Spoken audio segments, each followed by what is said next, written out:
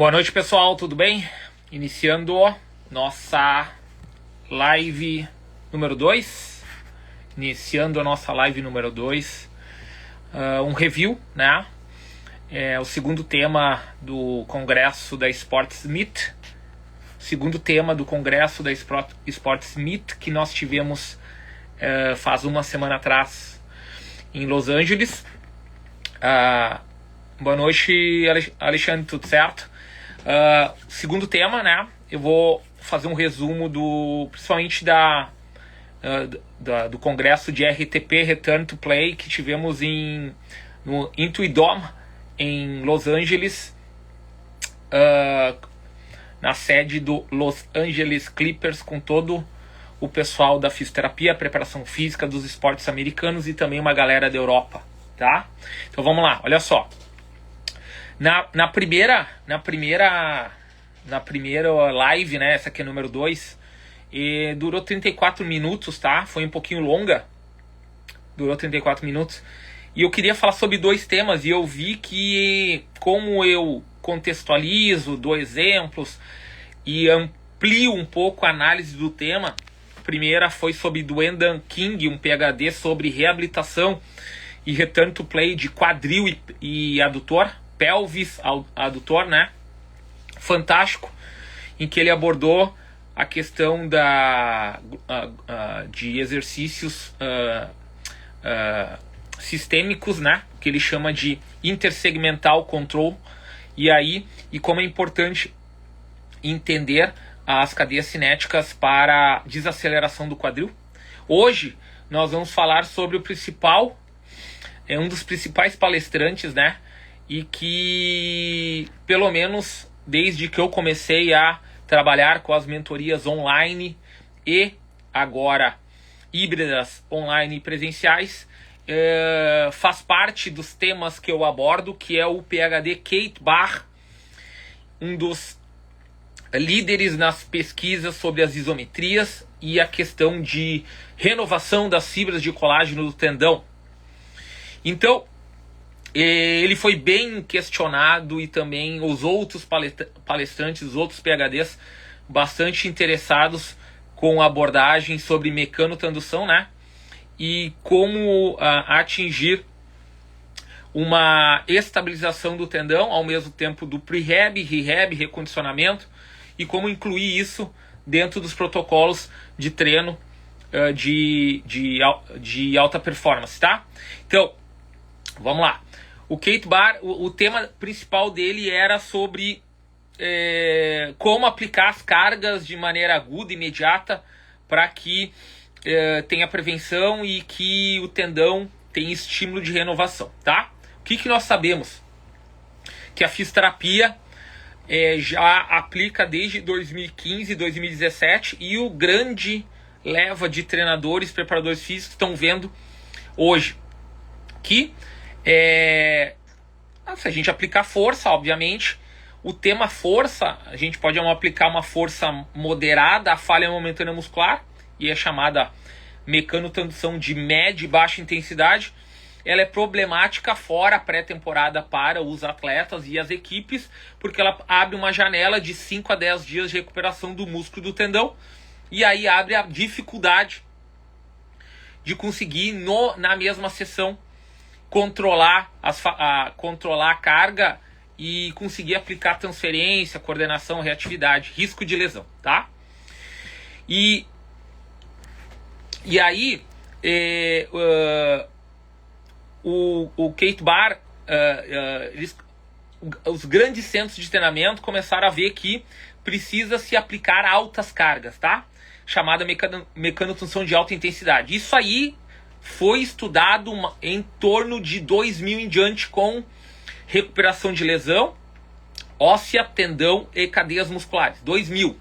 Mas ela ficou escondida por muito tempo. Por quê? Porque a parte muscular estava muito vinculada ainda à hipertrofia, né?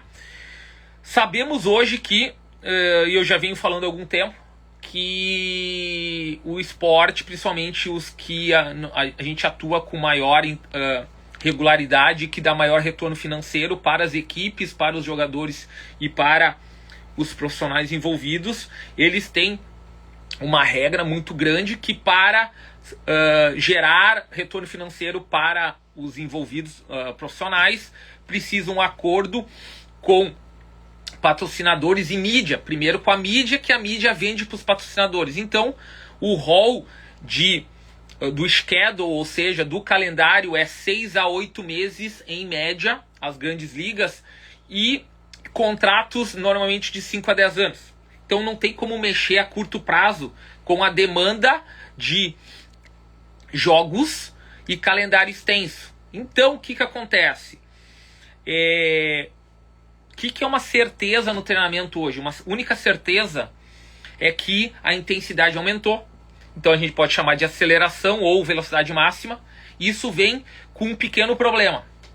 Se nós pensarmos basicamente nas leis de Newton, inércias e a aceleração e desaceleração, basicamente as duas, se nós pensarmos que é muito fácil acelerar e atingir velocidades máximas e várias formas de aplicar isso, o que acontece? Tudo que acelera precisa frear, e normalmente, isso eu também vou abordar num outro review de outro tema do congresso, tudo que acelera precisa frear, e para frear a gente chama isso de desaceleração, e nós temos uma capacidade específica que é a desaceleração excêntrica, né, ou a força excêntrica de freagem. E normalmente quando a gente atinge por muito precoce e sem estabilidade músculo-tendínea, depois de 3, 4 semanas de maneira consecutiva, que é o que acontece com a maioria dos esportes, o risco de lesão por desaceleração excêntrica aumenta 50%. E aí, dentro desse contexto, né, ali em 2010, o termo tendinite, que virou tendinopatia, estourou no mundo, 2010. E um termo chamado tendinopatia continuum, ou continuidade de tendinopatia, começou a ser colocado na fisioterapia e também no recondicionamento, que é o entendimento de que, primeiro, tem uma desorganização das fibras de colágeno pelo treino ser transferência de energia para o movimento. Então o pé bate no solo e eu transfiro, e isso desgasta as fibras de colágeno. E aí,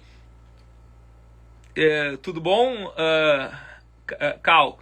Sim, vai ficar salvo no meu feed, tá? Não tem problema. Eu termino ao vivo aqui e já largo no meu feed, tá? Então, primeiro foi uma desorganização das fibras do colágeno, e que seria a primeira fase. A segunda seria já sair da tendinopatia, que é a desorganização, para uma tendinose, que seria um início de degeneração e um processo com dor aguda. E um terceiro seria uma ida para completa degeneração, aí tendínea, cartilagem e perda de qualidade de movimento. Então isso aí é um conceito chamado continuidade da tendinopatia, né, do Cook e do Purdam, tá? Escola australiana, citada no mundo inteiro. Só que o que aconteceu? A mecanotendução testada, né, em cargas neurais dinâmicas, isso é o fantástico, cargas neurais dinâmicas, ou seja, carga pesada. E aí quando a gente pensa em cargas neurais dinâmicas, seria 4 a 6 RM com carga de 80 a 90%. Nem todos os atletas toleram, tem técnica para treinar isso. Era uma das formas de estimular a renovação das fibras de colágeno. Só que os estudos, e principalmente o Kate Barr, entrou nessa equação em 2017 e 18. Olha, 2017 e 18. Então tem 7, 8 anos. Ele começou a ver que a carga neural ela vai adaptar porque é mecanotendução. Então a primeira certeza que a gente tem, carga pesada renova as fibras de colágeno do tendão. Só que a carga pesada ela tem uma característica. Ela tem ação concêntrica e excêntrica, sabendo que a excêntrica é a máxima mecanotendução. Porém, ela não é aguda, ela não é imediata. Ela é basicamente crônica. Mesmo sendo 6 repetições, ela tem a carga, e essa carga ela tem o chamado de jerk mecânico, que é a oscilação da aceleração do peso. E isso acaba por ser dinâmico e por ir para a parte alongada da fibra, comprimento e tensão do meio por alongado, ela tem tendência a desorganizar a junção músculo-tendínea e levar um pouco de tempo para estabilizar a rigidez, o stiffness do tendão, que é o que a gente quer, beleza? Ou seja, essa carga neural, ela é boa, porém ela precisa de um pouco de tempo para adaptar. Muitas vezes a gente não tem. Então, como a gente acaba não tendo esse tempo, ela era ou não aplicada em umas escolhas individuais, porque não queriam arriscar. Então acabavam entre curtos períodos de tempo, fazendo o que? 3, 4 dias. Cara, não, vamos treinar muito leve. Pelo menos não machuca a carga. E aí tinha um problema. Que eu entrava, uma coisa era aplicar a carga e ter o risco de abrir a janela da recuperação, mesmo neural de 4 a 6 repetições, ou entrar em destreinamento. Imagina, se tu entra numa rotina e tu tem medo de aplicar neural, muitos têm, tu acaba destreinando. Por quê? Porque não tem como eu fazer reatividade, porque as fibras de colágeno do tendão elas são gastas no processo de transferência, e se eu não estimular elas, eu começo a perder a estabilidade e entro no risco da tendinopatia e o ciclo continua.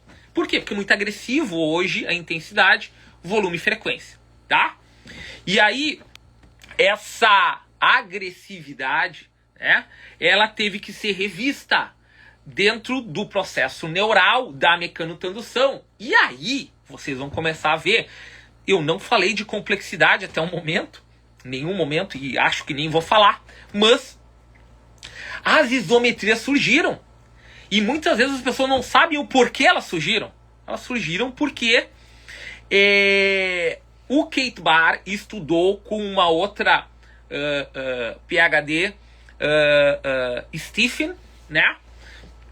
E viram que ao aplicar isometrias em principalmente comprimento ótimo do sarcômero, metade da amplitude, a gente consegue controlar ou gerar um strain, que é a deformação constante por um período de tempo X. E esse constant strain, que é a carga, tinha uma característica. O jerk, que é a oscilação da aceleração das fibras, era mínimo, minimal jerk. Isso era altamente benéfico para o estímulo de renovação das fibras de colágeno. Isso aí foi 2017. E aí, começou a se notar que eu tenho duas grandes vertentes de estímulo de mecanotransdução. E eu sempre falo, não tem problema de fazer excêntrico, só que ele abre uma janela, 5, 7, 10 dias. A isometria abre outra janela, 3 horas. 3 horas, 6 horas, eu não sei qual volume eu vou aplicar. A janela é pequena. Então, a isometria surgiu com muita força. Só que o que aconteceu?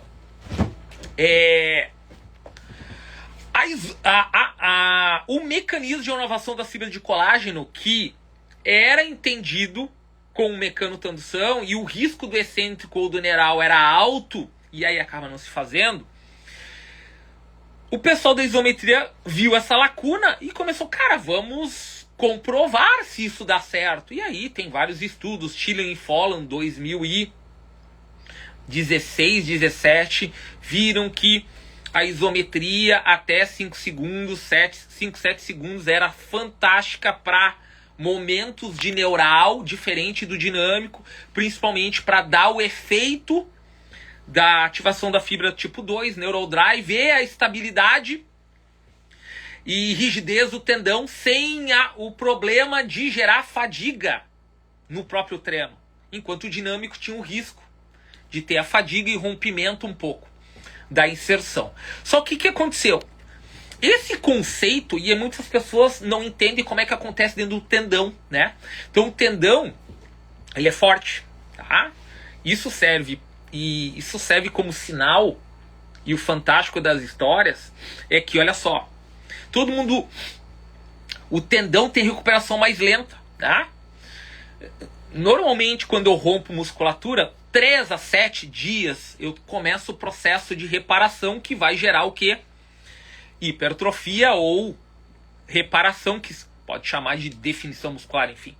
O tendão, quando ele chega num processo um pouco mais agressivo, que normalmente ocorre em treinamento de média a longa duração, em volume, frequência e intensidade prolongada, ele abre uma lacuna de... Se eu poderia botar o nome dos autores no chat ou o título do trabalho, Mafra, por favor, quiser me chamar em box, tá? Quiser me chamar em box, eu te mando aí, que nem assim a minha apostila do presencial, do meu... A minha apostila... Os caras me chamam que eu sou totalmente maluco, cara. A minha apostila do presencial que eu dei no Rio agora, apostila, e vou dar em São Paulo agora, sábado e domingo, tem 400 e não sei quantas referências, tá? E eu tenho todos os artigos, tá? Então, deixa eu só botar aqui, já que tu me pediu, o principal PhD do mundo hoje é esse aqui, ó, de tendão, tá? Keith Baar, tá? Então, se tu procurar esse cara aí, e esse cara, Keith Baar, se tu não sou, ele é um cara, normalmente tudo que eu falo, tudo que eu tô falando aqui é de um artigo muito top, tá? Eu dificilmente eu abordo questões que eu não li num artigo de referência, tá? Exemplo, as isometrias que eu tô falando aqui, contextualizando, é do maior artigo de revisão sistemática dos 6 maiores pesquisadores de isometria publicados em novembro do ano passado. Revisão sistemática do Oranchuk, do Denilum, dos alemães Schiffer e Bittmann, do Natera e do Nelson, tá? Escola australiana, escola alemã, escola lá da Ásia, escola americana. Então, esses conceitos de Overcoming e Elden, que eu vou abordar, rima e pima com H, os isoholds, o push, o switch, o cat do Natera, são o básico do básico do básico do básico, que não se discute mais. Não se discute esse conceito há uns 5, 6 anos na Europa, nos Estados Unidos, mais, porque já está dentro do protocolo da físio, que é o protocolo de reabilitação, o protocolo do preparador físico, que é o protocolo do recondicionamento, e o protocolo Infisan. Então não tem essa discussão. A discussão hoje está muito mais no microload, na microdose, que é um conceito hoje que tu não treina mais maximização, a não ser se tem esporte, atletismo, natação, que tu precisa de um pico de 101, weightlifting, powerlifting, que tu precisa de um pico de 101% daqui 4 meses, como a maioria dos esportes, que 95% das pessoas trabalham, são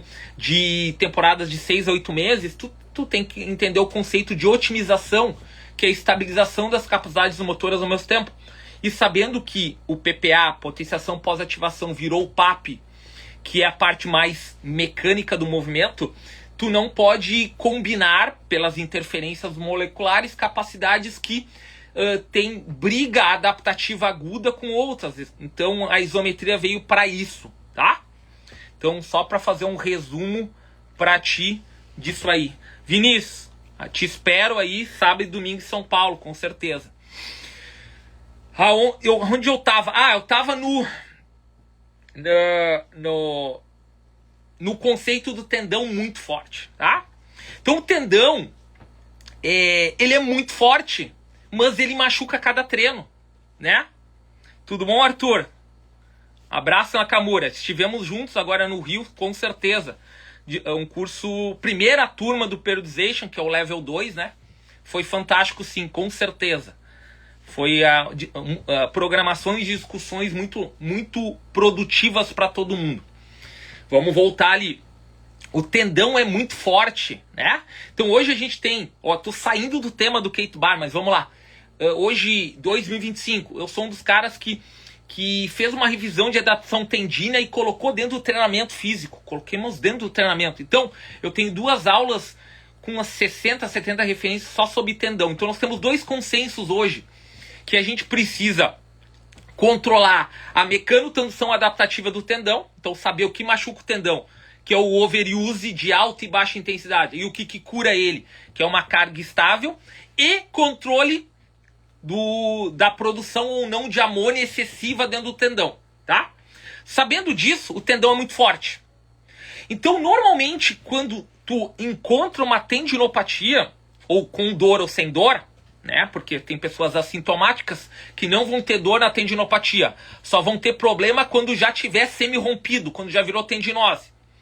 Então, normalmente as pessoas que têm tendinopatias, elas já estão meses com uma desregulação de aplicação de volume, intensidade e frequência. E aí, por um lado, o tendão é muito forte. E por outro, um mau treino de overuse, volume, intensidade, frequência e aplicação extrema de amônia dentro do sistema. Amônia é basicamente 20 segundos em alta intensidade contínua. Por isso que se fraciona hoje o treino para aplicar volume acumulado. Os intervalados intermitentes, o tendão ele começa a degenerar. Aí o Atkinson, em 99, já falou assim, tem uma forma de renovar o tendão se protege. Stress shielding, stress relaxation. Shielding, blindagem, relaxation, relaxamento. Isso aí é um conceito hoje dominado na fisioterapia, que a parte lesada do tendão, ela é protegida pela parte saudável do tendão em uma blindagem shielding, e que cargas dinâmicas, qualquer carga dinâmica, bater o pé, coordenação, ela tem drives de transferência de força somente com a parte que está sadia. Mecanismo conceituado ali na virada de 2000, principalmente na fisioterapia, tá? Então o que aconteceu? Vou dar um número, vamos dizer que 20% do tendão está em shielding e 80% está trabalhando. Isso tem a tendência a aumentar. Então isso é o conceito de stress shield e stress relaxation. Aí o que aconteceu? Fisioterapia. Rio, junto com o Cook e Purdom, lá em 2015 a 2017, criaram um protocolo já usado e citado nos cursos de fisioterapia, chamado isometria holding ou yielding, holding ou RIMA com H, Holding Isometric Muscle Action, né, comprovado pela escola alemã em 2017. E o Rio publicou que 5 séries de 45 segundos em isometria de cargas em torno de 70% de uma RM seriam o protocolo hoje de todo fisioterapeuta para regenerar a fibra de colágeno num momento agudo e de início de recuperação. Então isso está sendo citado nos cursos de fisioterapia, tá? No Brasil e fora. 5 séries de 45 segundos. Rio, escola australiana. Tá tudo certo. Só que aconteceu. O Keith Baer, em 2017 e 2018, ele criou um protocolo que ele testou junto com o Stephen. Qual seria a duração que ele recomendaria dessa isometria, né? E ele aumentou um pouco a carga, ele não ficou só 70% de uma RM, ele foi para 70, 80, até 80. E ele encontrou uma zona de relaxation que ocorria em torno de 25 a 30 segundos, tá? De isometria, com 50 a 60% de stress relaxation. E aí ele falou o seguinte, se eu fizer 45 segundos, 1 minuto, até 3, vai aumentar muito pouco, vai aumentar 5% o relaxation. Então a zona que ele recomendou é o seguinte, não precisa fazer 45 segundos de isometria na questão, se for aplicar já no mesmo dia questões de dinâmicos de movimento para ganho de massa muscular, e protocolo Heavy Slow, HSR, é o protocolo hoje usado no mundo como exercício dinâmico de recondicionamento, tá? Heavy Slow Resistance. E aí então ele falou assim, cara, eu vou usar um protocolo de 20 a 30 segundos em comprimento ótimo, vou aumentar a carga para 70 a 80% e essa minha isometria, tá? Então nós temos a visão de 45 segundos da fisioterapia e a visão usada hoje no mundo como isometria yielding, a de sustentar o peso contra a gravidade em comprimento ótimo, de 20 a 30. Beleza? E aí o que aconteceu? Isso é 2017, tá? Aí, 2022, saiu um artigo fantástico da Stephen E. Barr, 2022, em que eles foram ver se tinha diferença mesmo dos movimentos dinâmicos e isométricos na renovação da fibra de colágeno do tendão. E viram que sim. Devido à questão do minimal jerk e do constant strain, a isometria estimulava de forma aguda a renovação das fibras de colágeno do tendão pelo estímulo dos tenócitos, enquanto o dinâmico não. Porém, o dinâmico tinha uma questão de estimulação do líquido da cartilagem. Então, o dinâmico é basicamente algo importante para a saúde do movimento, enquanto o tendão precisa da isometria. E aí, o que é muito interessante, e isso foi agora nas últimas pesquisas do Keith Barr, de 2024 e 2025, com um colega TAM, que ele colocou as doses mínimas, né? As doses mínimas. Eu falava nas mentorias, o que seria o mínimo do mínimo do mínimo de isometria e Elden, né? Em torno de 70% a 80% de OMRM, sem dor, em comprimento ótimo, né? Em músculos alvos. Eu falava o mínimo 2 repetições ou 2 séries de isometria contínua de 20 a 30 segundos. Só que aconteceu? O Malliaras, Peter Malliaras com 2L, cara, é um dos maiores pesquisadores australianos e do mundo de tendão. Ele e o Pearson, e em 2020 ou 21, o artigo, tá? Eles fizeram uma comparação que eu já vinha comentando o seguinte. O que eu comentava? Pessoal, se eu gosto de fazer dinâmico em rest pause, né, em cluster, para que eu use mais carga, priorize a fibra tipo 2, sem dor, obviamente, em vários momentos, se é reabilitação, se é manutenção de performance. Ao invés de fazer uma isometria direta de 20 a 30 segundos, o que aconteceria se eu fizesse um rest pause de isometria? Então seria, exemplo, 2 séries de 12 segundos ou 3 de 8, e a soma total daria os 25 a 30 segundos. O que aconteceria? Será que eu não conseguiria botar mais carga percentual de uma RM e teria um efeito maior de mecanotenção? O Peter Malliaras com o Pearson em 2020 e 2021, eles fizeram esse teste.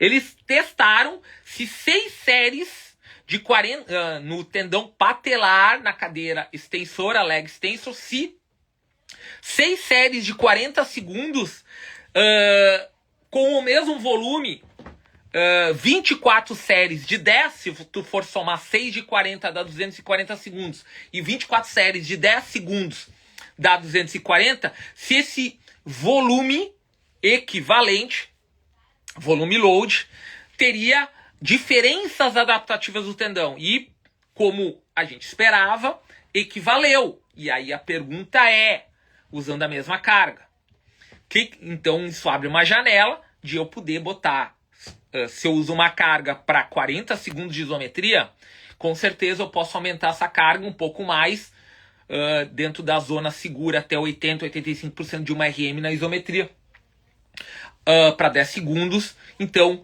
provavelmente eu posso aumentar o volume, e diferente do que a maioria já escutou na vida, né, nos cursos tradicionais, que volume e intensidade é inversamente proporcional. Isso era na década de até final de 90 ali, enquanto eu tinha um período muito longo de preparação, aí o volume era maior, a intensidade era moderada, e perto, quando eu chegaria no tapering, perto da competição alvo, eu teria que fazer a redução de volume e manutenção de intensidade.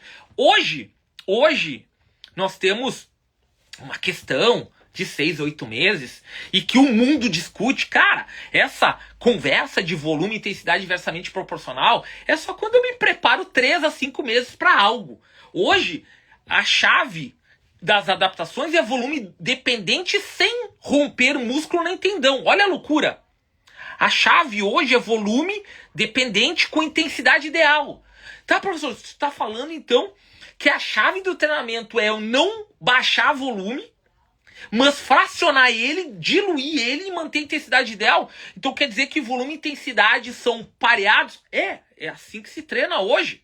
Desculpe quem não vai atrás das referências atuais e não está constantemente viajando o mundo vendo o que está acontecendo. Sabe por quê?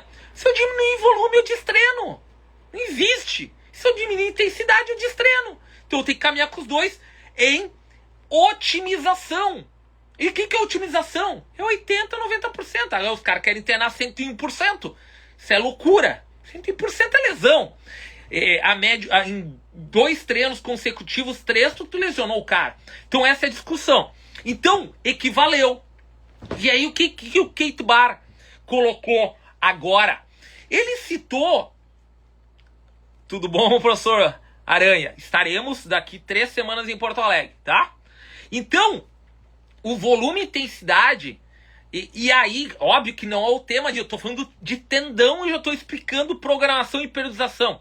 Então, eu tô indo agora em outubro e tem 2 palestras em Manchester que eu estarei lá, que é sobre microload e microdose em esportes de alta performance. Sabe por quê? O que é microload e microdose? Diferente de tapering. Tapering eu tenho queda de volume de 30% a 80% faltando 6 a 2 semanas. Tapering, né? Microload e microdose, eu não tenho queda de volume. A intensidade é ideal e o volume ele é diluído numa frequência maior com duração menor dos treinos. Isso é microload e microdose. Não tem como eu tirar volume, né? Não tem, senão eu destreino o cara. Então o que acontece? O legal, o Keith Baar colocou a dosagem mínima dentro da semana, né, para ter um benefício de renovação de colágeno do tendão em isometria, né, acumulada, de tensão. Eu trabalhava com 2 repetições no mínimo. Ele colocou 3 a 4, né, 3 a 4, uma a mais, né. O mínimo 30 segundos acumulado ou fracionado para causar 60% de stress relaxation. Recomenda em comprimento ótimo para estabilizar o strain, a deformação constante. E aí tem uma parte muito legal. Que eu já... Isso aqui foi... são recomendações deste ano, 2025. E eu já vinha falando isso com quem trabalha em recuperação, tá? Principalmente físio, que faz mentoria privada comigo e até nos congressos. Nos presenciais, tá? E aí o pessoal sempre pergunta, professor, se eu fizer isometria, eu tô numa fase de transição, né, para o movimento, para voltar à pliometria, velocidade máxima, ou return to play, a minha execução perfeita, quantas vezes eu posso fazer por dia? E o legal, que o Keith Baar falou o seguinte, que os efeitos da isometria, essas 2, 3 séries, começam a agir no organismo, na renovação das fibras de colágeno em 10 minutos. E eles têm uma duração de em torno de 6 horas. Isso quer dizer o quê? Se começa em 10 minutos e eu tenho uma duração em torno de 6 horas, dá para trabalhar de forma intermitente 2, 3 vezes por dia.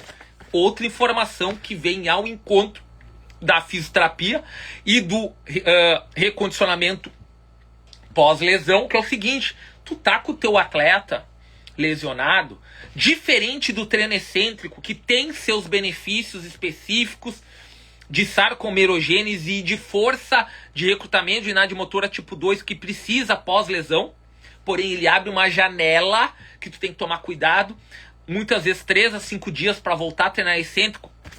O isométrico dá para treinar 2 a 3 vezes por dia com total tranquilidade. Beleza? Então, galera, tive muitos comentários aqui. Então, essa aqui foi um review muito rápido, tá, pessoal? É um review muito rápido da palestra do Keith Baar, né? Ele teve em torno de 1 hora para falar, né? Mas ele foi muito questionado aí por outros PhDs. E olha, só tinha os PhDs de altíssimo nível dentro da reabilitação e da periodização em esportes performance. E na sequência agora, na nossa próxima live de review, eu vou seguir com outros temas, né? Nós temos ainda a questão de posterior, a questão de quadril, a questão de tornozelo, né? Também a questão integrada de controle de carga e como isso interfere no planejamento dia a dia do treinamento, tá bom? Valeu, pessoal! Essa foi o nosso review 2, Kate Bar, isometrias, mecanotenção e adaptação aguda, early adaptation do tendão. Valeu, abraço, seguimos. E eu vou postar já no feed. Valeu!